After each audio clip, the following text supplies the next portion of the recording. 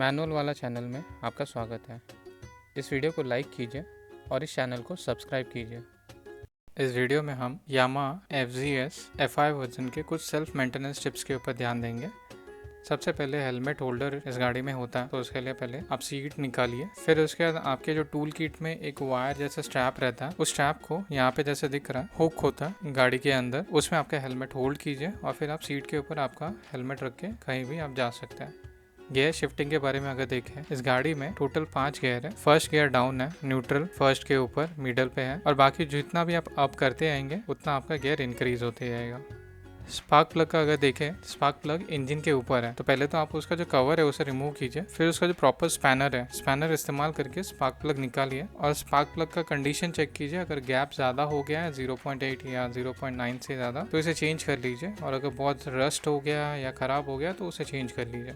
Engine oil के बारे में अगर देखें, तो यहाँ पे एक ऑयल फिलर कैप है, इसको जैसे आप निकालेंगे तो इसमें एक लेवल रहेगा। इस लेवल के बीच में ही आपका इंजन ऑयल होना चाहिए। आपको अगर इंजन ऑयल चेंज करना है तो नीचे ड्रेन बोल्ट है, उसे ओपन कीजिए और फिर जो इंजन ऑयल आप यहाँ से पूरा ड्रेन कर सकते हैं और यहाँ से आप चेंज कर सकते हैं। इस गाड़ी में 10W40 का इंजन ऑयल रिक्वायर्ड है। यहाँ पे आपको एक ऑयल फिल्टर एलिमेंट भी मिलेगा, जिसके लिए आपको यहाँ पे जो कवर है इसको ओपन करना पड़ेगा। फिर इसके अंदर जो एलिमेंट होता है उसे आप चेंज कर सकते हैं, और इसमें जो ओरिंग होता है जो इसके बॉर्डर्स पे होता है, वो ओरिंग को भी आप चेंज कर लीजिए। आपका जो डिपस्टिक है उसमें भी एक ओरिंग होता है, अगर वो खराब हो गया उसे भी चेंज कर सकते हैं। एयर क्लीनर के बारे में देखें तो पहले आपको लेफ्ट साइड का जो पैनल है वो रिमूव करना पड़ेगा। फिर जो एयर क्लीनर का जो एरिया है उसके कुछ कवर्स होते हैं, कवर्स को आप स्क्रू पहले निकालिए, फिर उस कवर को निकालिए। एयर क्लीनर का जो एलिमेंट होता है, यानी जो येलो कलर का पैड जैसा होता है, उसे आप एक ब्लोअर से भी साफ कर सकते हैं। पर अगर एयर क्लीनर बहुत खराब हो गया है या डस्ट हो गया है या फट गया है तो इसको चेंज कर लीजिए और इसे कभी भी वॉश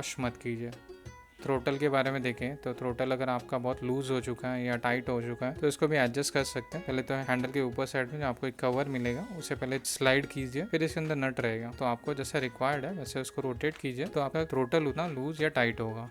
टायर अगर देखें तो टायर का पहले कंडीशन चेक कर लीजिए। टायर अगर बहुत खराब हो गया है, घिस गया है, फट गया है, तो चेंज कर लीजिए। इस गाड़ी में फ्रंट में 29 का एयर प्रेशर मेंटेन कीजिए, और पिलियन अगर आपके साथ है या नहीं है तो भी आप 33 का एयर प्रेशर मेंटेन कीजिए। इस गाड़ी में आप टोटल 165 kg का लोड कैरी कर सकते हैं। अब लेफ्ट साइड का जो क्लच लीवर है उसका अगर फ्री प्ले बहुत टाइट हो चुका है या फिर लूज हो चुका है, इस केस में जो हैंडल बार के ऊपर आपको एक कवर जैसा मिलेगा वायर के ऊपर, उसको आप स्लाइड कीजिए, उसके अंदर आपको नट मिलेगा, तो उसको रोटेट कीजिए जैसे आपको आपका क्लच लूज या टाइट करना है। और एक एरिया होता है जो इंजन के ऊपर एक कवर जैसा एरिया होता है वायर्ड पे, उस पे भी जब आप कवर उसको थोड़ा स्लाइड करेंगे वहाँ पे भी नट होता है, आप उसको भी लूज या टाइट कर सकते हैं, जिससे आपका क्लच लूज या फ्री हो जाएगा।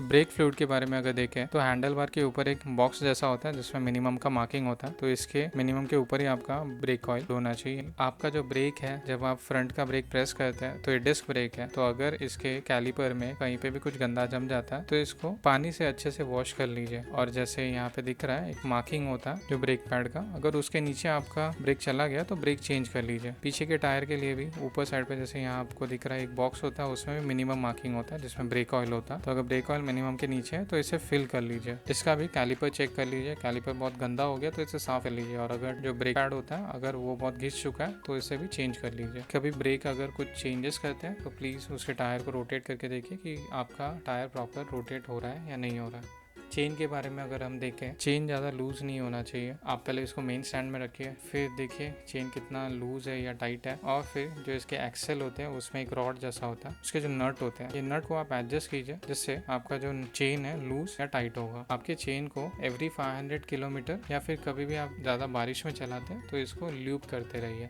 अब जो पेडल है, ब्रेक पेडल हुआ और जो गियर शिफ्टिंग का पेडल होता है, उसके कुछ पार्ट्स होते हैं जहाँ पे रेगुलर आपको ग्रीस करना चाहिए। तो लिथियम सोप बेस्ड ग्रीस होता है, वो इस्तेमाल कीजिए, तो ये आपका जो पेडल है प्रॉपरली काम करेगा। लीवर के बारे में देखें तो ब्रेक लीवर जो होता है उस पर भी ग्रीस आप अप्लाई कीजिए, सिलिकॉन ग्रीस जो होगा, और जो क्लच लीवर है उस पर भी जो लिथियम सोप बेस्ड ग्रीस होता है वो इस्तेमाल कीजिए, जिससे आपका जो लीवर है प्रॉपरली मूवमेंट करेगा। अगर आपको बैटरी चेक करना है तो उसके लिए आप राइट साइड का पैनल निकालिए, फिर वहाँ पे आपको आपका बैटरी दिखेगा। फ्यूज़ अगर आपको चेक करना है तो ये बैटरी के बाजू में ही होता है, तो सबसे पहले जो रबर कवर है उसे ओपन कीजिए, उसके अंदर आपको फ्यूज़ बॉक्स दिखेगा, वहाँ पे पहले जो स्टार्टर है स्टार्टर को निकालिए, फिर जो फ्यूज़ है यहाँ पे आपको फ्यूज़ मिलेगा, आप यहाँ से फ्यूज़ निकाल सकते हैं और इसको चेक कर सकते हैं। अगर फ्यूज़ का कंडीशन बहुत ख़राब हो गया तो इसे चेंज कर लीजिए। यहाँ पे आपको सर्विस शेड्यूल दिख रहा है। तो सर्विस शेड्यूल में सबसे फर्स्ट सर्विस आपको 1000 किलोमीटर पे करना है, फिर एवरी 3000 किलोमीटर पे आपको आपके गाड़ी को सर्विस कराना है। कुछ पार्ट्स को रेगुलर आपको रिप्लेस करना पड़ता है, जैसे स्पार्क प्लग आपको 13000 किलोमीटर पे चेंज करना है, एयर फिल्टर एलिमेंट जो होता है वो भी 13000 किलोमीटर पे चेंज करना है। ब्रेक होस यानी जो ब्रेक का जो एरिया है, पेडल हुआ, ब्रेक का पूरा सेटअप है, वो एवरी 4 ईयर्स में आपको चेंज कर लेना चाहिए। ब्रेक फ्लूइड जो होता है वो एवरी 2 ईयर्स में आपको चेंज कर लेना चाहिए। फ्रंट में भी जो आपका शॉकअप है उसके फोक में एक फोक ऑयल होता है, वो एवरी 10,000 किलोमीटर पे चेंज कर लीजिए। इंजन ऑयल आपको एवरी 3000 किलोमीटर पे चेंज करना है। वीडियो में दी जानकारी अगर आपको अच्छी लगी और आपको लगता है कि ये वीडियो आपके किसी दोस्त के लिए फ़ायदेमंद है तो आप इसे ज़रूर शेयर कीजिए। और आपको अगर कुछ सवाल है तो नीचे कमेंट बॉक्स में आप कमेंट कर सकते हैं। वापस मिलेंगे हमारे नए वीडियो में।